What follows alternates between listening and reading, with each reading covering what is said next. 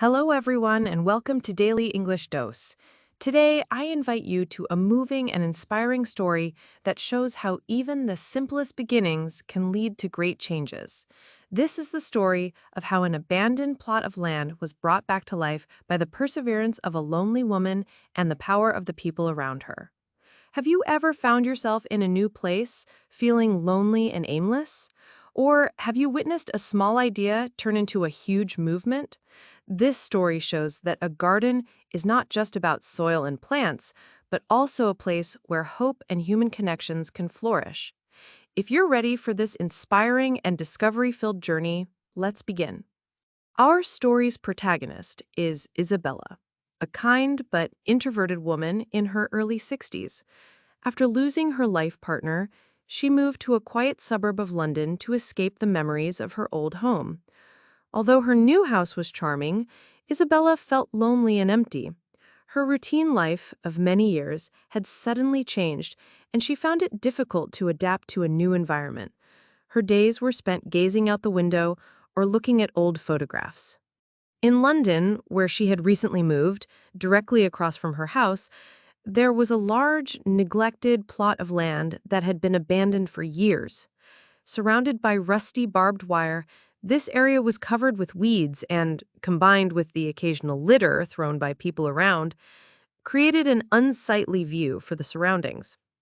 Every morning, as Isabella sipped her coffee, she witnessed the ugliness of this plot, feeling an inner discomfort. This was not just an eyesore, but also a symbol of the indifference and separation in the area. Isabella was at a loss.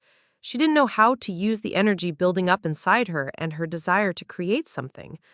Loneliness enveloped her more with each passing day. One morning, Isabella couldn't take it anymore. She took her old gardening gloves and a few small tools and walked towards a small corner of the plot. She didn't ask anyone, didn't expect any help. She just started pulling out a few weeds. At first, this was just a small act to keep her mind occupied. As the days passed, Isabella continued to clear this corner. She tilled a tiny area and aerated the soil. The people around watched her from their windows. Some looked with curiosity, but most thought that a single woman trying to clear such a large area was a futile effort. One afternoon, a curious 7-year-old boy named Jackson, returning from school, approached Isabella. "What are you doing?" he asked, pointing around with his tiny shovel. Isabella smiled and said, "I'm trying to create some beauty, my young friend." Jackson excitedly asked, "Can I help too?" Jackson's innocent energy brought Isabella a joy she hadn't felt in a long time. They started working together. Jackson collected stones with his small hands, and Isabella taught him the names of plants. A few days later, one of the oldest residents in the area, an old farmer named Mr. Davies, came to the garden with a shovel and a bag of seeds. "Ms. Isabella," he said gently, "it looks like you've made a good start, but this is a big job. If you'd like, I can help a bit. The seeds are from me." Mr. Davies' support gave Isabella strength. Together, they began to clear a larger section of the garden. Even Mrs. Finch, known for her grumpiness and critical approach to everything, couldn't help but notice a slight smile appear on her lips one morning as she watched them from her window. Inspired by these small successes, Isabella proposed the idea of turning this plot into a garden area at the next public meeting. At first, there were doubts. Too much work, who will take care of it, or some objections. However, with the support of Isabella, Jackson, and Mr. Davies, and by showing the small area they had already worked on, she managed to convince people. At the meeting, it was decided that a big garden day would be organized for the following Saturday. When the big garden day arrived, a rare, heavy rain began in the town. The sky turned gray, and the wind snapped at the branches. Isabella's heart sank as she watched from the window. Would all this effort be in vain? People wouldn't come in this weather. The dream of establishing a garden seemed about to wash away with the rain. Just as she was about to despair, there was a knock at her door. It was Jackson and Mr. Davies. They were wearing raincoats, holding umbrellas, and had determined expressions on their faces. "Miss Isabella," said Jackson, "are we not going to give up just because it's raining? The plants need water." Mr. Davies nodded in agreement. A smile appeared on Isabella's face. The three of them went to the garden together. Despite getting wet, they started working with determination. In the rain, as they passed in front of the doors of the other people around, one by one, then in groups, other residents began to join them with their raincoats and umbrellas. Even Mrs. Finch appeared with hot coffees and, in her grumpy voice, said, "Rather than dealing with you, let's just finish this," and took a shovel.